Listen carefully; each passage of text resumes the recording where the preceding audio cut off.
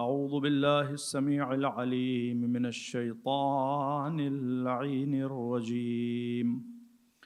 بسم الله الرحمن الرحيم. الحمد لله رب العالمين،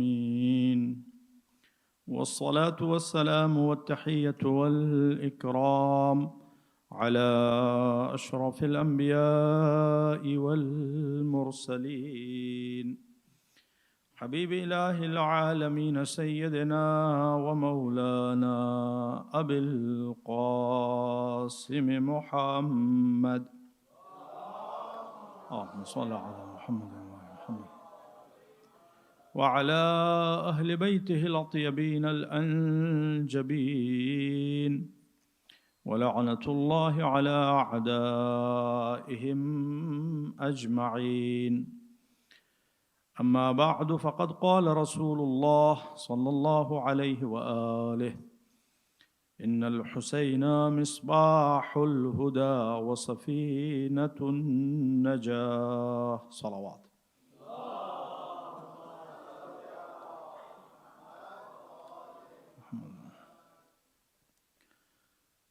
عزیزان محترم، آج گفتگو اپنے 9ویں مرحلے میں داخل ہو رہی ہے. 8 محرم اور 9ویں گفتگو.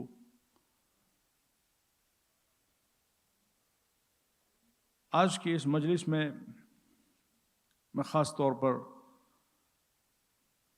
جو پوائنٹ آپ حضرات کی خدمت میں عرض کرنا چاہتا ہوں وہ نہایت اہم ہے. امام حسین علیہ السلام چراغ ہدایت اور کشتی نجات ہیں، اور ہدایت اور نجات کے محور اور مرکز کا نام ہے امامت.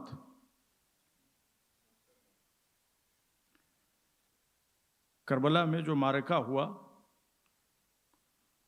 وہ حقیقت میں براہ راست امامت کے حوالے سے ہوا. لیڈرشپ کہ کون امت کا لیڈر ہوگا، کون امت کا رہبر ہوگا. اس لیے کہ یہ لیڈر اور رہبر ہوتا ہے جس سے امت کی نجات یا ہلاکت وابستہ ہوتی ہے.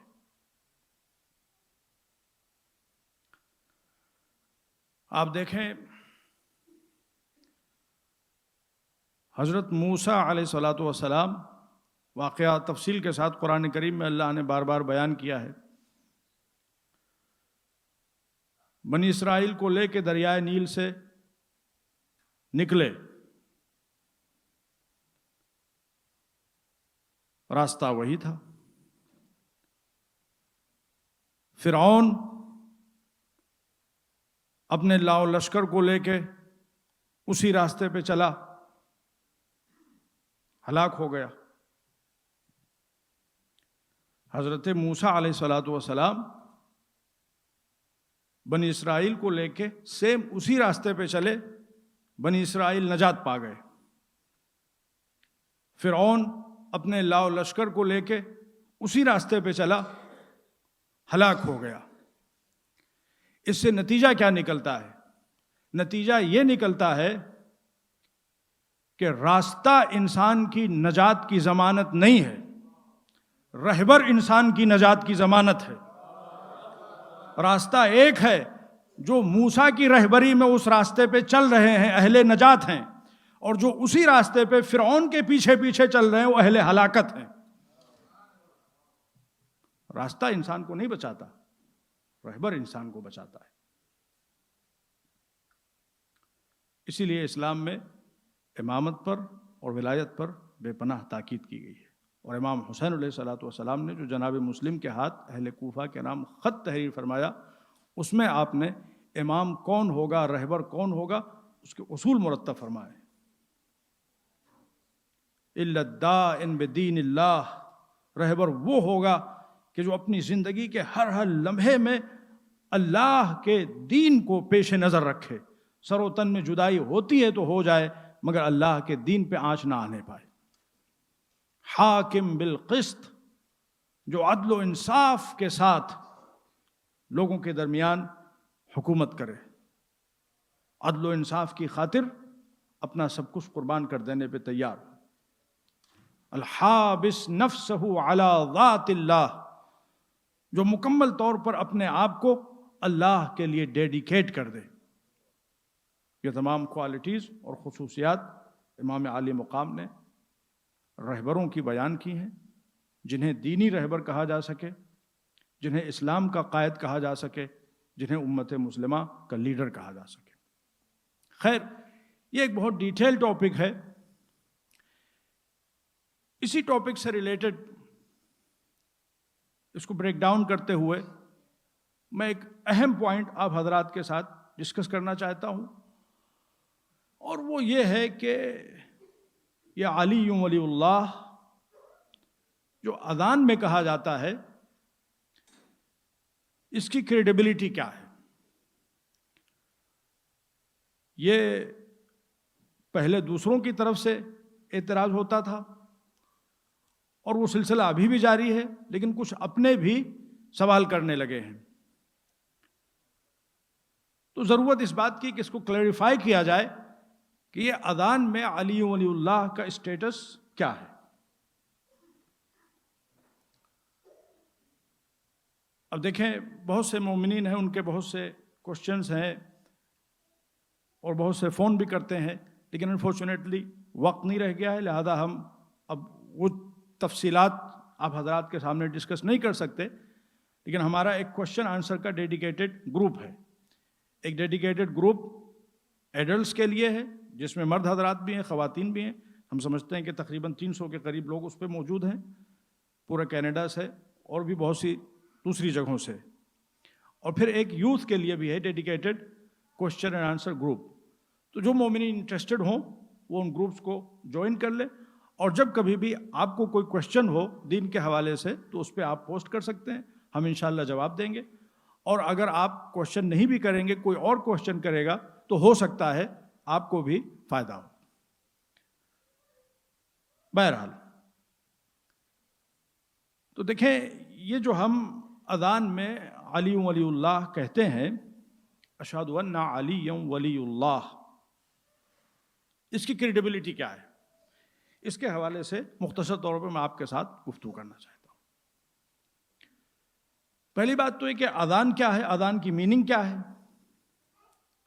اذان کا مطلب ہوتا ہے اعلان، اذان من اللہ و رسول، اللہ کی طرف سے اور رسول کی طرف سے یہ اعلان ہے۔ سورہ مبارک توبہ میں یہ آیت موجود ہے۔ اور اذان اور اقامت یہ اسلام کے سلوگنز ہیں، اور اگر آپ غور کریں تو پورا دین حقیقت میں اذان اور اقامت میں سمٹا ہوا ہے۔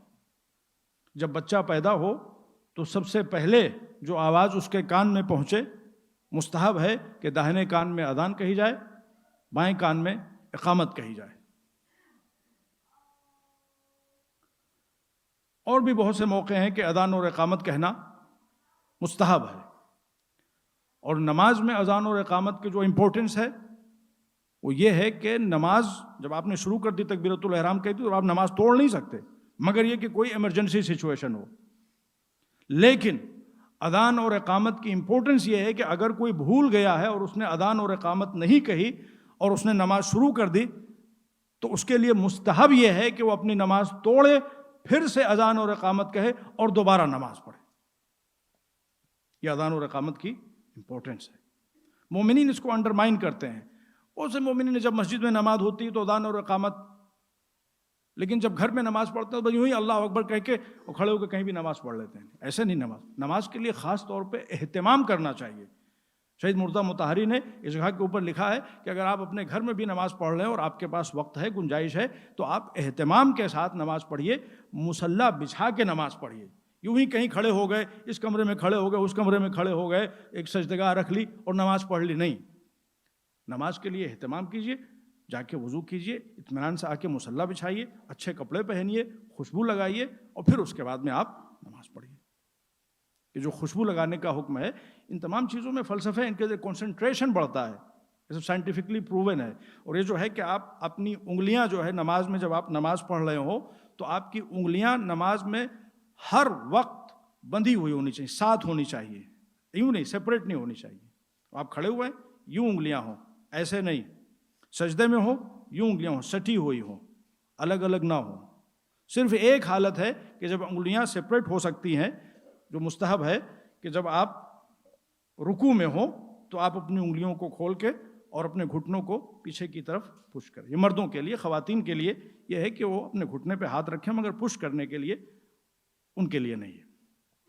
بہرحال تو یہ جو انگلیاں ساتھ میں سٹا کے رکھنے کی بات کی گئی، اس سے بھی کنسنٹریشن نماز میں بڑھتا ہے. تو اذان اور اقامت اس کی بہت تاکید ہے. اور روایت میں یہ ہے کہ جب آپ اذان اور اقامت کے ساتھ نماز پڑھتے ہیں تو جب آپ نماز پڑھ رہے ہوتے ہیں تو اگر کوئی صرف اقامت کہہ کے نماز پڑھتا ہے، اقامت کی زیادہ تاکید ہے، اذان کی بھی بہت تاکید ہے مگر اقامت کی زیادہ تاکید ہے. اگر کوئی صرف اقامت کہہ کے نماز پڑھتا ہے تو اس کے پیچھے فرشتوں کی پوری ایک صف ہوتی ہے جو جہاں پہ کھڑا ہوا ہوتا ہے وہاں سے دنیا کے ایک اینڈ سے دوسرے اینڈ تک اسٹریچ کر رہی ہوتی ہے. جب مومن نماز پڑھتا ہے تو مومن کی شان یہ ہے کہ مومن کے پیچھے فرشتے نماز پڑھتے ہیں. یعنی مومن امام ہوتا ہے اور فرشتے اس کی امامت میں نماز ادا کرتے ہیں. اگر صرف اسی ایک خوبصورت پہلو پہ انسان غور کر لے تو گناہ کرتے ہوئے وہ خود شرمائے گا. جو نماز پڑھا رہا ہو اس کے لیے بنیادی شرط یہ ہے کہ وہ عادل ہو، گناہوں سے پرہیز کرے. اور ہم نماز کس کو پڑھاتے ہیں؟ فرشتوں کو نماز پڑھاتے ہیں. جب آپ نماز پڑھنے کے لیے کھڑے ہوتے ہیں تو فرشتے صف باندھ کے کھڑے ہو جاتے ہیں. اور فرشتے وہ ہیں کہ جو عین ممکن ہے کہ ہمارے حالات سے واقف ہوں. عام مومن تو ایک دوسرے کے حالات سے واقف نہیں ہے، لیکن فرشتے تو بہرحال ہمارے حالات سے واقف ہو سکتے ہیں.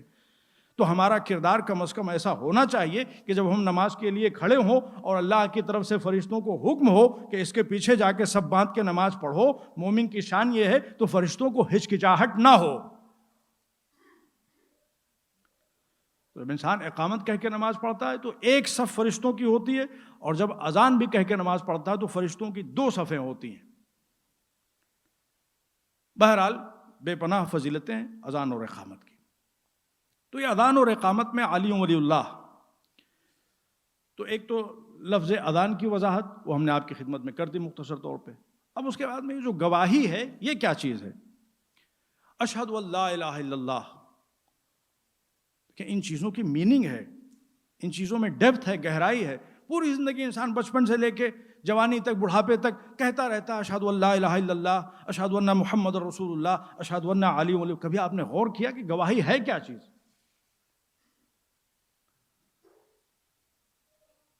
آپ کورٹ میں گواہی دینے جائیے،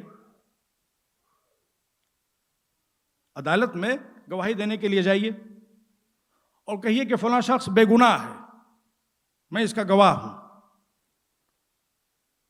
یا فلاں شخص نے جرم کیا ہے، میں اس کا گواہ ہوں.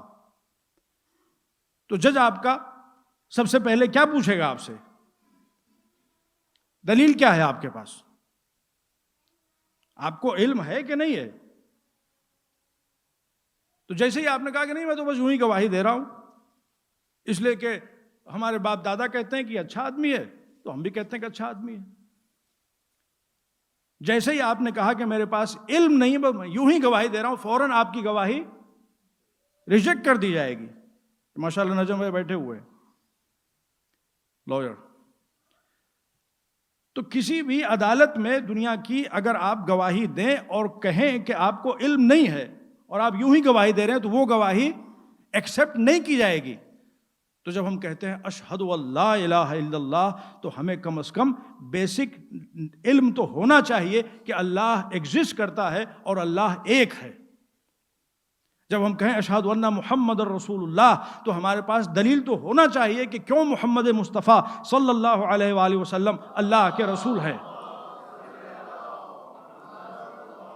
اور جب ہم کہتے ہیں اشہد ان علی ولی اللہ تو ہمارے پاس اتنا علم تو ہونا چاہیے کہ اگر ہم سے کوئی پوچھ لے کہ علی کی ولایت کی دلیل کیا ہے تو ہم اس کو سمجھا سکیں.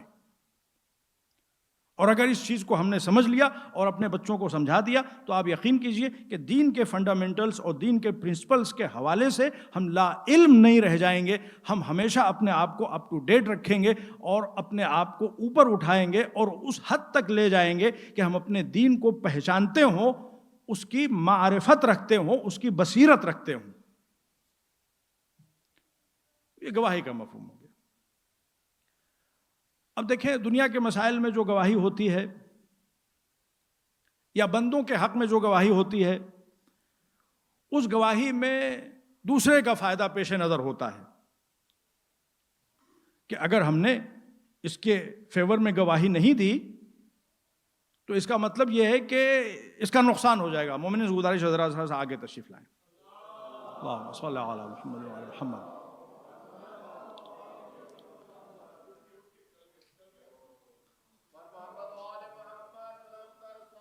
اللہم صلی علی محمد و علی محمد. تو بندوں کے معاملے میں گواہی کا تو مطلب یہ ہے کہ اس کو ہم نقصان سے بچانا چاہتے ہیں. لیکن اللہ کے معاملے میں جب ہم گواہی دیتے ہیں، رسول کے معاملے میں، اہل بیت کے معاملے میں، تو یہاں گواہی کا کیا مطلب ہے؟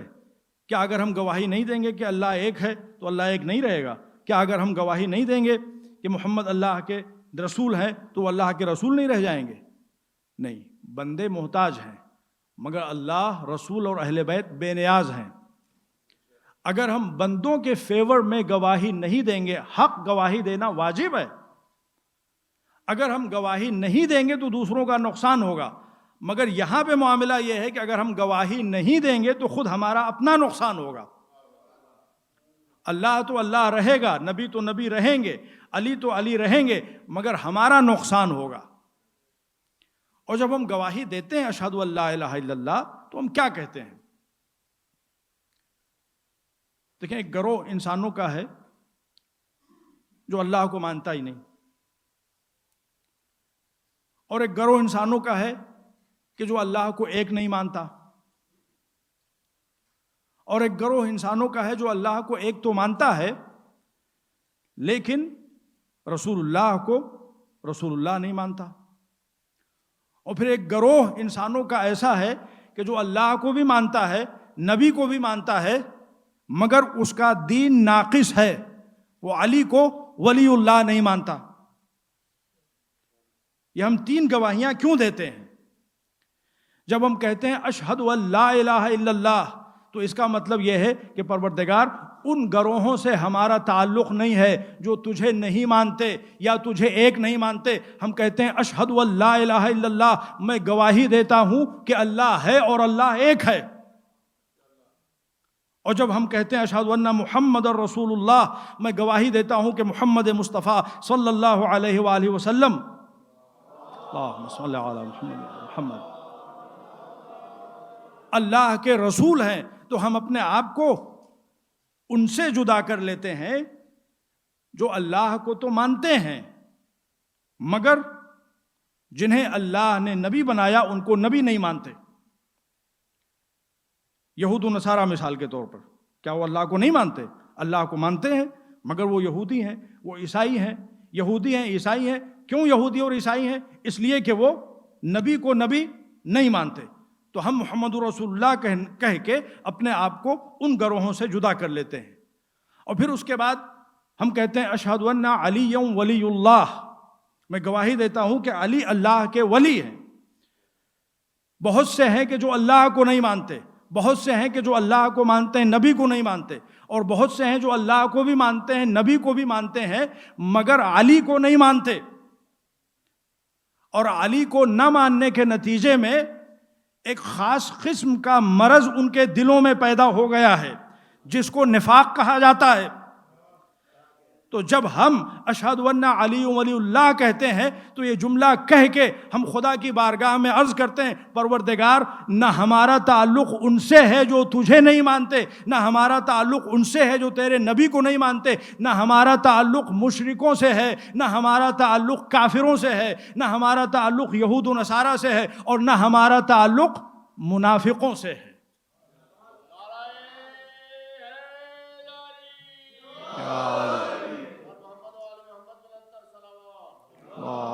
صلی علی محمد وعلی محمد۔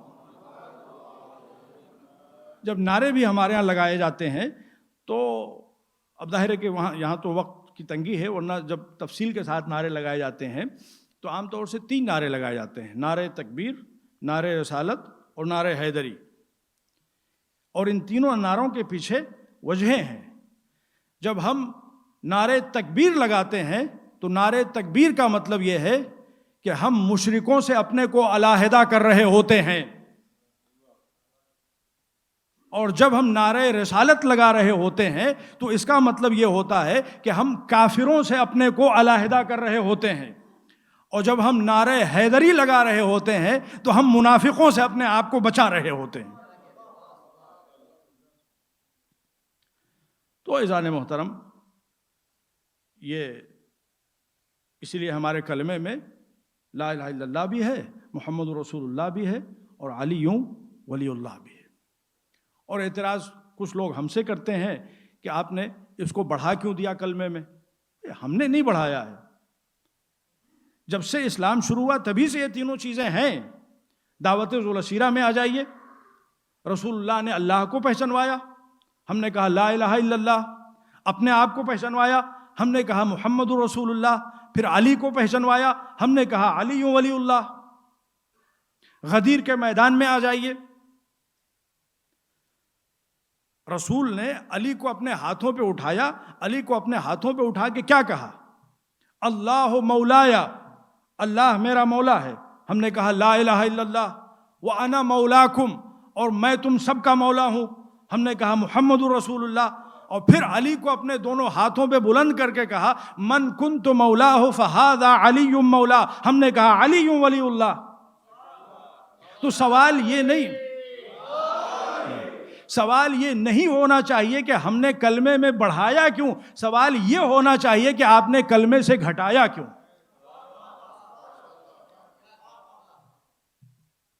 یہ ہمارے دین کا جز ہے اور ہمارے ایمان کا جز ہے اور ہمارے کلمے کا جز ہے۔ کلمہ ہمارے دین اور ایمان کو آئیڈینٹیفائی کرتا ہے۔ کلمہ یعنی وہ اسٹیٹمنٹ، کلمہ کا مطلب ہوتا ہے وہ اسٹیٹمنٹ، وہ ورڈز جو ہمارے دین کو اور ہمارے فیتھ کو اور ہماری آئیڈینٹی کو ڈسکرائب کرے۔ ڈسکرپٹیو سلوگنز، ان ڈسکرپٹیو سلوگنز کو کلمہ کہا جاتا ہے۔ دس از the definition آف کلمہ۔ تو یہی ہماری پہچان ہے، اور یہی ہر مسلمان کی پہچان ہونا چاہیے، یہی ہر مومن کی پہچان ہونا چاہیے۔ تو خیر، اذان میں علی ولی اللہ، کیا حضور کے زمانے میں اذان میں علی ولی اللہ کہا جاتا تھا؟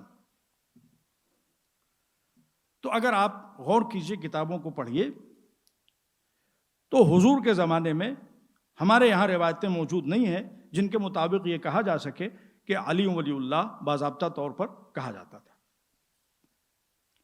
تو پھر جب آپ نے ایڈ کیا تو یہ تو بدعت ہو گیا۔ لیکن یہاں پہ ایک فکری ہے، جو علی ولی اللہ کا اسٹیٹس ہے اذان میں، وہ کیا ہے؟ اذان واجبات میں سے ہے یا مستحبات میں سے؟ اذان واجب ہے یا مستحب ہے؟ اذان مستحب ہے۔ اقامت واجب ہے یا مستحب ہے؟ مستحب ہے۔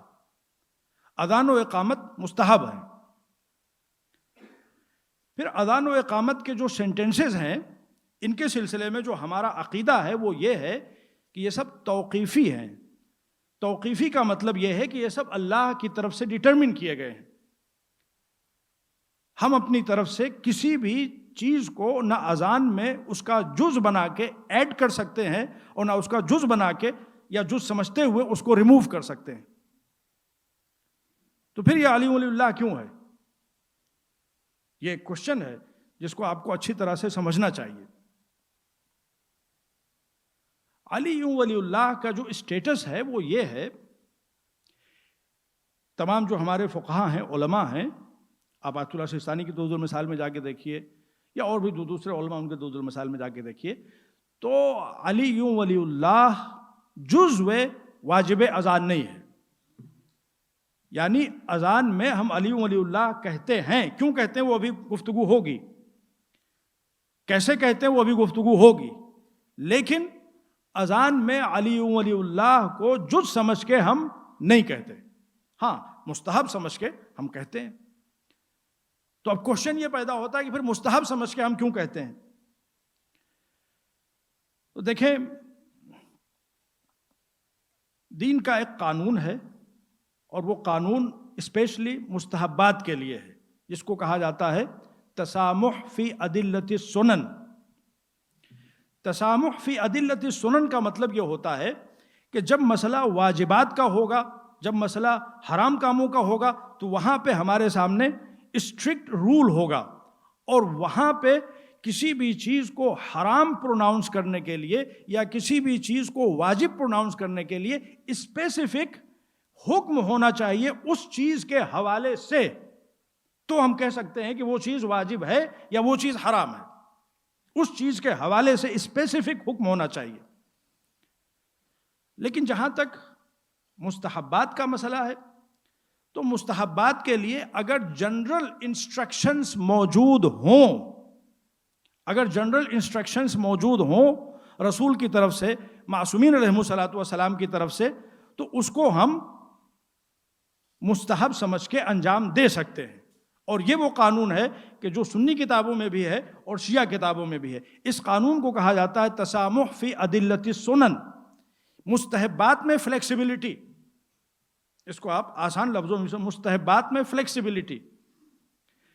اور اس سلسلے میں حضور کی روایت ہے جو ہمارے ہاں بھی موجود، ان کے ہاں بھی موجود ہے، کہ اگر کسی تک یہ انفارمیشن پہنچے کہ میں نے کسی خاص عمل کو ریکومینڈ کیا ہے اور اس کے لیے میں نے فضیلتیں بیان کی ہیں، مثال کے طور پہ میں نے یہ کہا ہے کہ تم یہ دعا پڑھو گے یا یہ عمل کرو گے، مثال کے طور پہ لیلۃ الرغائب کا عمل ہے یا اور بھی دوسرے بہت سے اعمال ہیں، اگر تم یہ عمل کرو گے، یہ دعا پڑھو گے، تو تم کو یہ ثواب ملے گا۔ تو اگر کوئی شخص یہ سمجھ کے کہ چونکہ میں نے کہا ہے وہ اس عمل کو انجام دے رہا ہے، اور میں نے نہ بھی کہا ہو تو بھی اللہ اپنے لطف و کرم سے اسے وہ ثواب عطا کرے گا۔ تو مستحبات کے معاملے میں بہت زیادہ انویسٹیگیشن نہیں ہوتا، بیکاز اٹ از مستحب، اٹ از ناٹ واجب۔ بہت زیادہ چھان بین نہیں ہوتی روایتوں کی۔ لیکن جب واجبات کا مسئلہ آتا ہے، حرام کاموں کا مسئلہ آتا ہے، تو پھر رولز کافی اسٹرکٹ ہو جاتے ہیں، اور وہاں پہ اسٹرکٹ رول اور جو قوانین ہیں ان میں سے ایک یہ ہے کہ اسپیسیفک حکم ہونا چاہیے۔ تو جب مسئلہ اذان میں علی ولی اللہ کا آتا ہے، تو ہمارے یہاں کتابوں میں تو نہیں ملتا کہ رسول اللہ صلی اللہ علیہ وسلم کے زمانے میں اذان میں علی ولی اللہ کہا جاتا رہا ہو۔ لیکن اہل سنت والجماعت کے ایجپشن ایک اسکالر ہیں، ان کی کتاب کا نام ہے السلافہ فی امر الخلافہ، وہ ایک ریسنٹ اسکالر ہے، انہوں نے اپنی کتاب میں 2 روایتیں لکھی ہیں۔ ایک روایت حضرت سلمان فارسی سے ہے، دوسری روایت حضرت ابو ذر غفاری سے ہے۔ حضرت سلمان فارسی سے متعلق جو روایت ہے کہ واقع غدیر کے بعد جناب سلمان فارسی کو اذان میں اشہد ان علی ولی اللہ کہتے ہوئے سنا گیا، تو کچھ صحابہ کو تعجب ہوا اور انہوں نے آ کے حضور سے اس مسئلے میں استفتاء کیا، انہوں نے کوشچن کیا کہ سلمان کو ہم نے یہ کہتے ہوئے سنا، تو حضور نے فرمایا سمعتم خیرن، تم نے خیر سنا، جو سنا تم نے وہ خیر ہے۔ تو کسی بھی چیز کو دین ثابت کرنے کے لیے 3 چیزوں میں سے ایک چیز ہونی چاہیے، یا نبی نے خود وہ عمل انجام دیا ہو، یا نبی نے اس کے سلسلے میں انسٹرکشن دی ہو، یا نبی نے اس کو اپروو کیا ہو، تو یہ اپروول کے دائرے میں آئے گا، اور تینوں کی برابر سے کریڈیبلٹی ہے۔ اور دوسری روایت کے مطابق حضرت ابو ذر غفاری کو کچھ لوگوں نے اشہد ان علی ولی اللہ کہتے ہوئے سنا، تو وہ بھی حضور کی خدمت میں آئے، انہوں نے بھی آ کے کنسرنز کا اظہار کیا، لیکن اشہد ان علی ولی اللہ کو لے کے ہمیشہ سے کنسرن رہا ہے۔ یہ بھی ایک پرانی ہسٹری ہے، یہ چیز لوگوں کو ہضم نہیں ہوئی۔ اشہد ان علی ولی اللہ، آج بھی بہت سے کہتے ہیں ٹھیک ہے آپ کہہ لیجئے اشہد ان علی ولی اللہ، اشہد ان علی حجت اللہ، مگر یہ اتنا طول کیوں کر دیتے ہیں، اتنا لمبا کیوں کر دیتے ہیں؟ اشہد ان امیر المؤمنین و امام المتقین و قائد الغر المحجلین علی ولی اللہ، یا اشہد ان علی ولی اللہ و وصی رسول اللہ و خلیفتہ بلا فصل. اس کو اتنا طول دینے کی کیا ضرورت ہے؟ صرف ایک جملہ کہہ لیجئے. آپ ہم پہ اعتراض کرنے کے بجائے اللہ پہ جا کے اعتراض کیجئے. آیے ولایت پڑھیے، انما ولیکم اللہ ورسولہ والذین آمنوا الذین یقیمون الصلاة ویؤتون الزکاة وہم راکعون. جب اللہ اپنی ولایت کا ذکر کر رہا ہے صرف ایک لفظ، جب نبی کی ولایت کا ذکر کر رہا ہے صرف ایک لفظ، مگر جب علی کی ولایت کا ذکر کر رہا ہے تو 10 الفاظ. تو علی کے ذکر کو طول دینا سنت پروردگار ہے.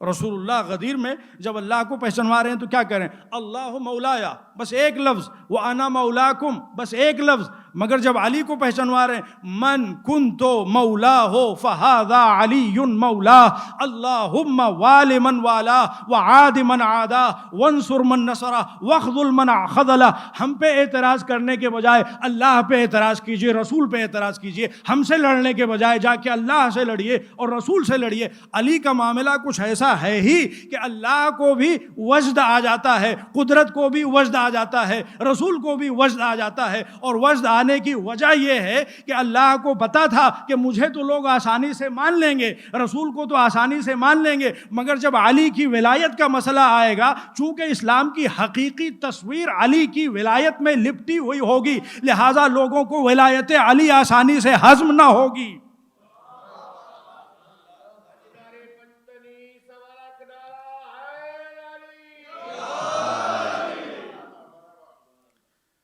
بہرحال تو یہ ایک چیز. اب مسئلہ یہ ہے کہ یہ جو کتاب ہے، تو جب جناب ابو ذر غفاری کے حوالے سے لوگوں کو کنسرنز کا اظہار کیا تو حضور نے فرمایا وَكَذَلِكَ، اور ایسا ہی ہے، علی ولی اللہ اذان میں کہا جا سکتا ہے.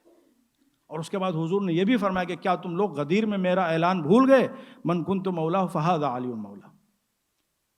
تو اگر یہ 2 روایتیں موجود ہیں تو ان 2 روایتوں کے مطابق ہمارے علماء کیوں نہیں فتویٰ دے دیتے کہ اذان میں اشہد ان علی ولی اللہ ویسے ہی کہا جانا چاہیے جیسے اشہد ان محمد رسول اللہ کہا جاتا ہے؟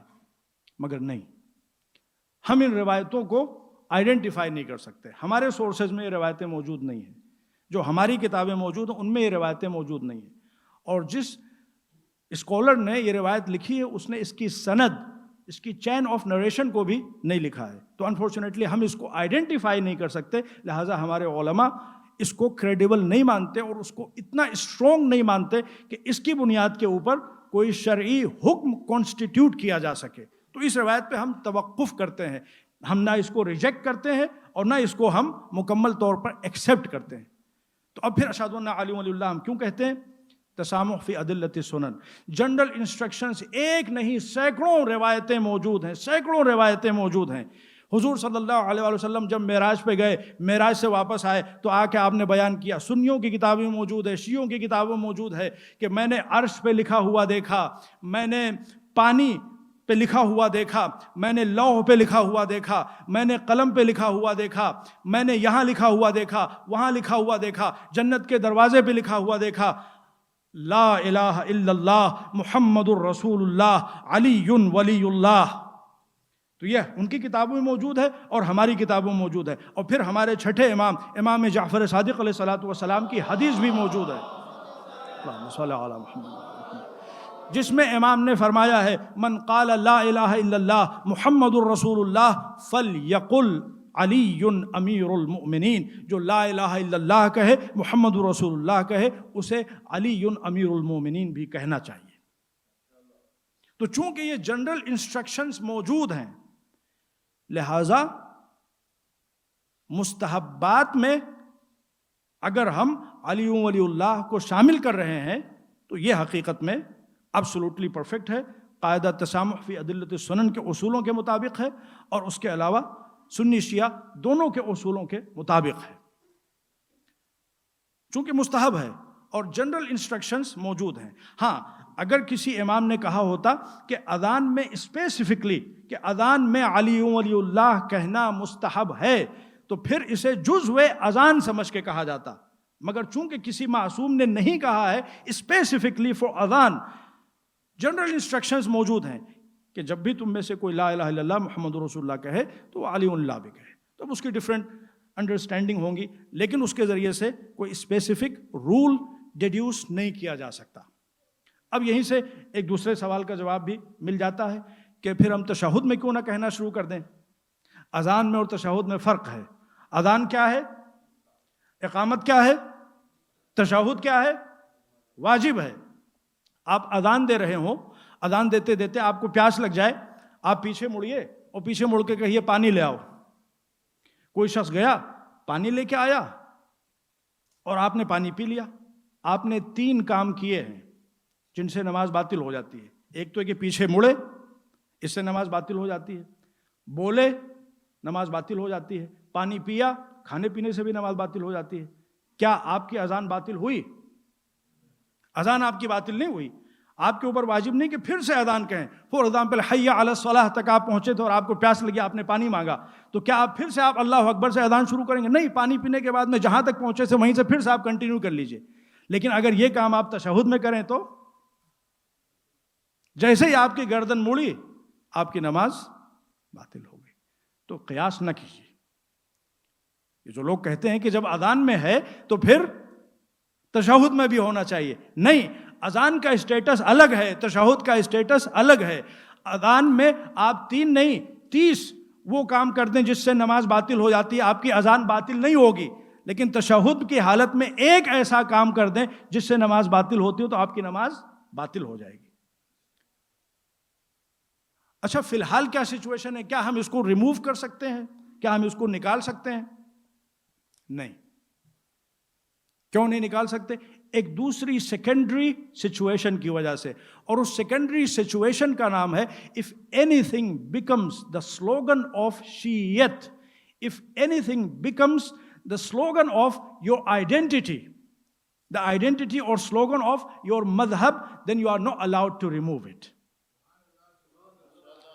یہ آغا محسن الحکیم جو بہت بڑے مرجات ہیں، جتنے لوگ اس کنٹمپریری ورلڈ میں گزرے ہیں اسکالرز، میں سمجھتا ہوں کہ آیت اللہ خوئی کے بعد یا شاید ان کے اوپر بھی محسن الحکیم مقدم ہوں علم کے اعتبار سے اور فقہ کے اعتبار سے۔ ان کا باقاعدہ اسٹیٹمنٹ موجود ہے کہ فی الحال اگر کوئی اذان سے علی ولی اللہ کو نکالتا ہے تو وہ شیعت کے ساتھ خیانت کا ارتکاب کرتا ہے، اس لیے کہ یہ ہمارے مذہب کا سلوگن بن گیا ہے۔ بھائیزان محترم، ہم پہ جو اعتراض کرتے ہیں ان سے بھی پوچھا جانا چاہیے کہ یہ آپ نے الصلاۃ خیر من النوم کہاں سے ایڈ کیا؟ یہ حی علی خیر العمل کو آپ نے کیوں نکالا؟ اشہد ان علی اللہ کے حوالے سے آپ کی کتابیں بھری پڑی ہیں، ہماری کتابیں بھری پڑی ہیں، جنرل انسٹرکشنز موجود ہیں، قاعدہ تسامح فی ادلۃ سنن موجود ہے، اس کے تحت ہم نے اشہد ان علی اللہ اذان میں شامل کیا، اپنی آئیڈینٹی کے طور پر، اپنے سلوگن کے طور پہ، اپنے ایمان کے اعلان کے طور پر، اس لیے کہ اذان اعلان ہے۔ آپ نے الصلاۃ خیر من النوم کا بے ڈھنگا جملہ کیوں ایڈ کیا نماز میں؟ الصلاۃ خیر من النوم، نماز سونے سے بہتر ہے۔ کوئی پاگل کے علاوہ کوئی اور یہ جملہ کہیں ایڈ کر سکتا ہے نماز میں؟ نماز آپ کے دین کا ستون ہے۔ کوئی یہ تو ایسے ہی کہ جیسے کوئی صاحب ہیرا لے کے آئیں اور کہیں ہیرا مٹی سے بہتر ہے۔ دنیا ایسے انسان کو کیا کہے گی؟ پاگل۔ نماز سونے سے بہتر، یہ کہیے کہ نماز زکوٰۃ سے بہتر ہے، نماز حج سے بہتر ہے، نماز جہاد سے بہتر ہے، یہ نماز سونے سے بہتر ہے کیا؟ توہین نماز ہے یہ۔ اور حی علی خیر العمل اس کو آپ نے نکالا کیوں؟ رسول کے زمانے میں بھی تھا، سنی شیعہ تمام کتابوں میں موجود ہے، خلیفہ اول کے زمانے میں بھی تھا، خلیفہ دوم کے زمانے میں بھی تھا، انہوں نے اس کو جان بوجھ کے نکالا، اس لیے کہ جب مسلمان کہے گا حی علی خیر العمل، نماز سب سے افضل عمل ہے، آؤ نماز کی طرف، تو ان کا مقصد تھا کشور گشائی، ان کا مقصد تھا ملکوں کو فتح کرنا۔ تو جب جہاد کے لیے لوگوں کو بھیجیں گے اور یہ کہہ کے بھیجیں گے کہ جہاد بہترین عمل ہے، تو کوئی مسلمان پوچھے گا کہ آپ تو کہتے ہیں کہ جہاد بہترین عمل ہے اور مؤذن 5 مرتبہ اذان سے چلاتا ہے نماز بہترین عمل ہے، تو اس کی وجہ سے مصلحتاً انہوں نے حی علی خیر العمل کو نکال دیا تاکہ ان کی کشور گشائی کی راہ میں رکاوٹ نہ بنے. تو عزیزان محترم، یہ وہ پوائنٹس ہیں کہ جنہیں ہمیں ڈسکس کرنا چاہیے، اکیڈیمکلی ڈسکس کرنا چاہیے تاکہ باتیں واضح ہوں. اور عزیزان محترم، اب باتیں تو بہت ہیں لیکن وقت نہیں رہ گیا، لہٰذا میں بات کو یہیں پہ روک رہا ہوں. آج ہم لوگ جس عظیم ہستی کا ذکر منانے کے لیے، یاد منانے کے لیے، غم منانے کے لیے، پرسہ دینے کے لیے یہاں بیٹھے ہیں، اس کی عظمتوں پہ سلام. وہ علی جس نے کچھ نہیں مانگا، وہ علی جو سب کی تمنا تھا، اس کی کوئی تمنا نہ تھی، بس ایک تمنا تھی، اور اس ایک تمنا کو عباس کہا جاتا ہے. کربلا کا واقعہ کوئی معمولی واقعہ نہیں ہے. حضرت آدم سے کربلا کا واقعہ شروع ہوا ہے. آدم نے کربلا کے واقعے پہ گریہ کیا ہے، روایتیں موجود ہیں. اور جب امام مہدی کا ظہور ہوگا تو وہاں بھی کربلا کے نعرے سے امام مہدی کا ظہور ہوگا. الا یا اہل العالم قتل جدی الحسین عطشانا، دنیا والو جان لو کہ ہمارے جد حسین کو کربلا میں پیاسا شہید کیا گیا. کربلا کا واقعہ کوئی معمولی واقعہ نہیں ہے. آدم سے سلسلہ شروع ہوا اور مہدی برحق تک اس کا سلسلہ جاری رہے گا. اس عظیم واقعے میں جو پرچمدار علمدار لشکر حسینی ہے اسے عباس کہا جاتا ہے. وہ واقعہ جس کا سلسلہ نبوت سے جڑا ہے، جس کا سلسلہ امامت سے جڑا ہے، جس میں ہدایت ہی ہدایت ہے. اس کتاب ہدایت میں جو مرکزی شخصیت ہے، اس مرکزی شخصیت کا نام ہے ابو الفضل العباس. علم لینا ہو ابو الفضل العباس سے سیکھو. بہترین فقیہ تھے، کتابوں میں ملتا ہے. پیشانی پہ سجدوں کا نشان تھا، چہرہ عبادت خدا کی وجہ سے زرد ہو جایا کرتا تھا. وفا میں اپنی مثال آپ، شجاعت میں اپنی مثال آپ.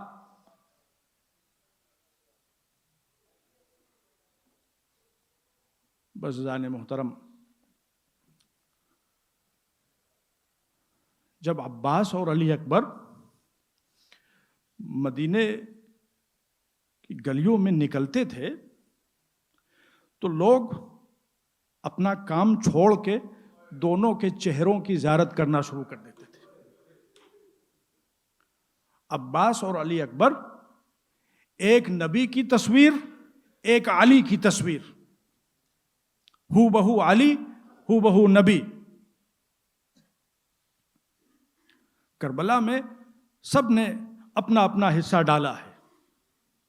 نبی کی نیابت حسین کر رہے تھے، فاطمہ کی نیابت زینب و ام کلثوم کر رہی تھی، حسن مجتبیٰ کی نیابت قاسم کر رہے تھے. اگرچہ حسین بھی فرزند علی تھے مگر علی نے خاص طور پہ غازی کو مانگا اپنا حصہ کربلا میں ڈالنے کے لیے، اپنی نمائندگی کے لیے.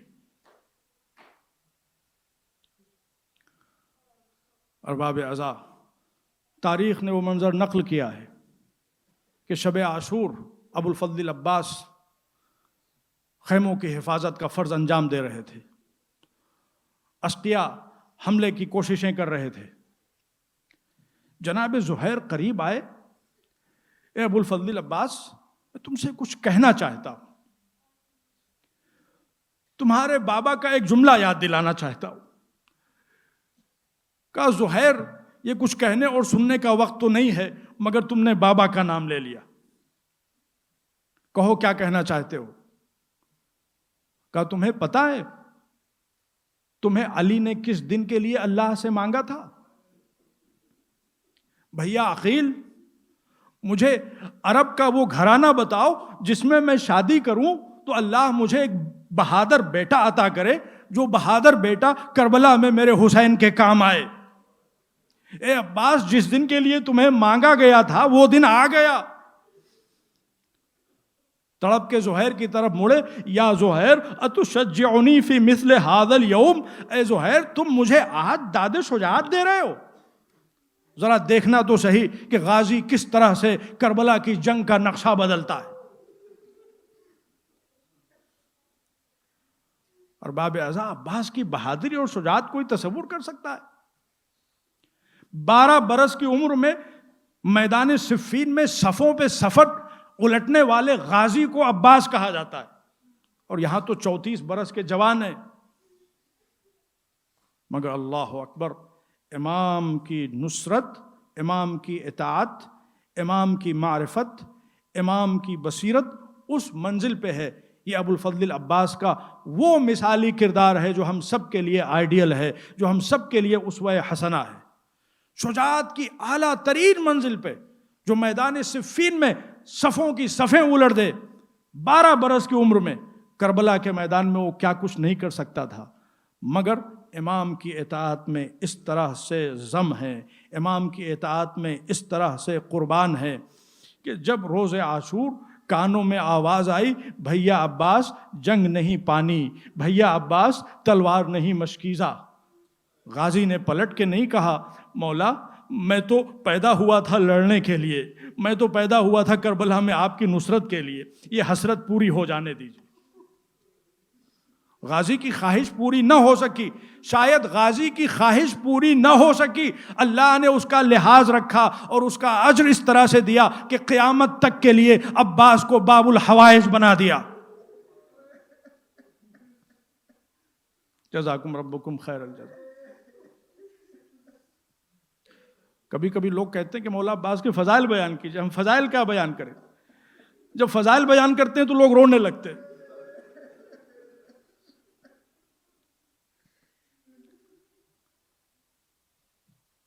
سب سے آخر میں ابو الفضل العباس امام کی خدمت میں آئے، مولا اجازت دے دیجئے. کہا بھیا عباس تم کو کیسے اجازت دے دوں، تم تو میرے لشکر کے سردار ہو. عباس نے داہنی طرف دیکھا، بائیں طرف دیکھا، کہا آقا آپ کہہ رہے ہیں کہ میں لشکر کا سردار ہوں؟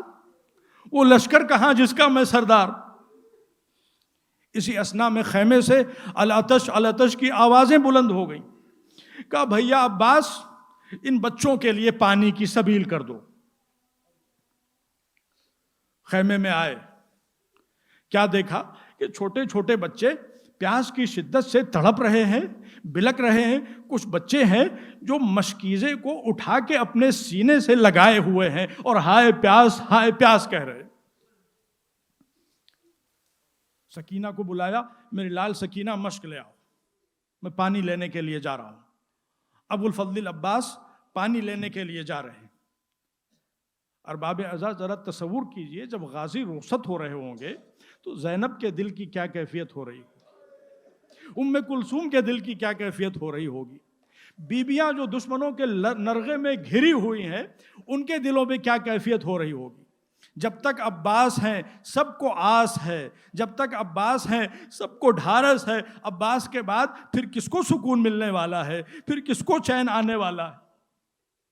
سکینہ نے بچوں کو جمع کیا، اے بچوں اب نہ رو، اب نہ گھبراؤ، دیکھو میرا چچا میدان میں جا رہا ہے، میرا چچا با وفا ہے، بے وفا نہیں ہے، وہ پانی کا وعدہ کر کے جا رہا ہے، پانی لینے جا رہا ہے. بچوں کو دلاسا دے رہی ہیں، ڈھارس دے رہی ہیں. ادھر ابو الفضل العباس میدان کارزار میں پہنچے. 4000 پہرہ دار فرات پر تعینات ہیں. ایک حملے میں غازی نے ان 4000 پہرہ داروں کو منتشر کر دیا. روایتوں کے مطابق 6 مرتبہ وہ لشکر جمع ہوا، 4000 کا لشکر، اور 6 مرتبہ ابو الفضل العباس نے ان کو ایک ایک حملے میں منتشر کر دیا اور دریائے فرات تک پہنچ گئے. گھوڑے کی طرف مڑتے ہیں، تو بھی تو پیاسا ہے پانی پی لے، مگر گھوڑا وفادار کا گھوڑا ہے، وفادار ہے، پانی نہیں پیتا. ابو الفضل العباس نے پانی کو ہاتھ میں لیا. عجب نہیں اپنے بابا کی وصیت یاد آ گئی ہو کہ جب علی اس دنیا سے جا رہے تھے تو ایک کہہ کے گئے تھے، اے میرے عباس تم پانی تک پہنچو گے، خبردار حسین سے پہلے پانی نہ پی لینا. اگر علی نہ بھی کہہ کے جاتے تو بھی غازی پانی نہ پیتا. پانی کو دریا کے منہ پہ مار دیا. عجب نہیں حسین کے چھوٹے چھوٹے بچوں کی کمسن سکینہ کی تصویر پانی میں ابھر کے سامنے آ گئی ہو. ہائے چچا، ہائے پیاس. پیاسے نکل آئے. ارباب عزا اب خیموں کی طرف بڑھ رہے ہیں، بہت تیزی کے ساتھ گھوڑا دوڑاتے ہوئے بڑھ رہے ہیں، علم بھی ہاتھ میں ہے، مشک بھی ہاتھ میں ہے، تلوار بھی ہاتھ میں ہے، کسی کی مجال نہیں کہ قریب آ سکے۔ ایک ظالم نے ایک درخت کے پیچھے چھپ کے ابو الفضل العباس پہ حملہ کیا، داہنا بازو قلم ہو گیا۔ عباس نے رجز پڑھنا شروع کر دیا، اگر تم نے میرا دایاں بازو قلم بھی کر دیا ہے، میں آقا کی نصرت میں کوئی کوتاہی نہ کروں گا۔ آگے بڑھتے چلے جا رہے ہیں، پھر ایک شقی نے بائیں بازو پہ حملہ کیا، ایک درخت کے پیچھے سے چھپ کے آپ کا بایاں بازو بھی قلم ہو گیا۔ ارباب عزا اب ذرا تصور کیجئے غازی علم کو کس طرح سنبھالے اور مشق کو کس طرح سے سنبھالے۔ علم کو اپنی بغل میں دبایا اور مشق سکینہ کے تسمے کو دانتوں سے دبایا، اور جب تک دانتوں سے دبا سکے دانتوں سے دبایا، مگر جب ظالموں نے ابو الفضل العباس کی آنکھ پہ تیر مار دیا تو اب ابو الفضل العباس نے خود کو مشق سکینہ پہ ڈھال بنا کے گرا دیا۔ جتنے شقی ہیں سب کا نشانہ مشق سکینہ ہے۔ ہائے مشق سکینہ پہ ابو الفضل العباس خود کو ڈھال بنا کے گرائے ہوئے ہیں، جتنے تیر مشق سکینہ کی طرف آ رہے ہیں سب غازی کے جسم میں چبھ رہے ہیں، مگر غازی ہے کہ بڑھتا چلا جا رہا ہے۔ اشقیاء نے دیکھا کہ ایسے عباس کو نہ روکا جا سکے گا، اب تلوار نہیں اٹھا سکتے، دونوں ہاتھ قلم ہو چکے ہیں، چاروں طرف سے ظالموں نے گھیر لیا۔ ایک ملعون نے گرز گراں سے ابو الفضل العباس کے سر پہ تلوار ماری، سر پہ وار کیا۔ ابو الفضل العباس کا سر شگافتہ ہوا۔ ہاں ارباب عزا گھوڑے کی بلندی سے زمین کی طرف چلے۔ ایک خطیب تھے، ہمیشہ مولا عباس کا ذکر کیا کرتے تھے۔ ایک دن خواب میں ابو الفضل العباس آئے، اے میرے خطیب تو میرا ذکر کیوں نہیں کرتا، میری مصیبت کیوں نہیں بیان کرتا؟ مولا میرا تو کوئی بھی واقعہ مکمل نہیں ہوتا آپ کی مجلس کے بغیر، آپ کے غم کے بغیر، آپ کی مصیبت کے بغیر۔ کہا میرے چاہنے والوں کو یہ کیوں نہیں سمجھاتا کہ ارے کربلا میں جتنے بھی شہید گھوڑے کی بلندی سے گرے، ارے سب کے ہاتھ سلامت تھے، سب نے اپنے ہاتھوں سے زمین پہ سہارا لے لیا، مگر ہائے میرے دونوں ہاتھ قلم ہو چکے تھے، میں منہ کے بل زمین پہ آیا، تڑپ کے آواز دی السلام علیک یا ابا عبداللہ۔ ادھر حسین کے کانوں میں یہ آواز پہنچی، کمر تھام کے کھڑے ہو گئے، الان انکسر ظہری یا اخی، اے بھیا عباس، ارے تمہاری شہادت نے حسین کی کمر توڑ دی۔ بھیا عباس جو آنکھیں اب تک جاگا کرتی تھیں اب چین سے سویا کریں گی، اب زینب کو سونا نصیب نہ ہوگا، اب سیدانیوں کو سونا نصیب نہ ہوگا، اب ہمارے بچوں کو آرام نصیب۔ ہاں ارباب عزا آخری جملے ابو الفضل العباس کی آواز پہ امام حسین دوڑے، تھوڑی دور پہنچے، جھکے، کچھ اٹھایا، پھر تھوڑی دور پہنچے، جھکے، کچھ اٹھایا۔ حسین کیا اٹھا رہے تھے؟ غازی کے ہاتھوں کو اٹھا رہے تھے۔ اے ارباب عزا ذرا تصور کیجئے جب آقا نے ابو الفضل العباس کے دونوں ہاتھوں کو دیکھا ہوگا، اللہ جانے کیسے صبر کیا ہوگا۔ ارے یہی تو وہ ہاتھ تھے جن کو پکڑ کے میں نے عباس کو چلنا سکھایا تھا، یہی تو وہ ہاتھ تھے جو حق کی نصرت میں ہمیشہ اٹھتے رہے۔ غازی کے سرانے پہنچے، کیا دیکھا کہ ابو الفضل العباس زمین پہ لیٹے ہوئے ہیں، آخری سانسیں لے رہے ہیں۔ ابو الفضل العباس کے سرانے بیٹھ گئے، سر کو اٹھا کے اپنے زانووں پہ رکھنا چاہتے ہیں، مگر ابو الفضل العباس ہیں اپنے سر کو آقا کے زانووں سے ہٹا لے رہے۔ بھیا عباس سر کو زانووں پہ کیوں نہیں رکھنے دیتے؟ آقا میرا سر غلام کا سر آپ کے زانووں پہ، مگر ابھی تھوڑی دیر کے بعد جب آپ گھوڑے کی بلندی سے زمین پہ آئیں گے آپ کا سر کس کی آغوش میں ہوگا؟ جی چاہتا ہے دست ادب جوڑ کے عرض کروں، مولا عباس کوئی نہ ہوگا مگر حسین کی دکھیاری ماں جنت سے آ جائے گی، اپنا دامن پھیلا دے گی، آ جا میرے لال حسین، آ جا میری آغوش میں آ۔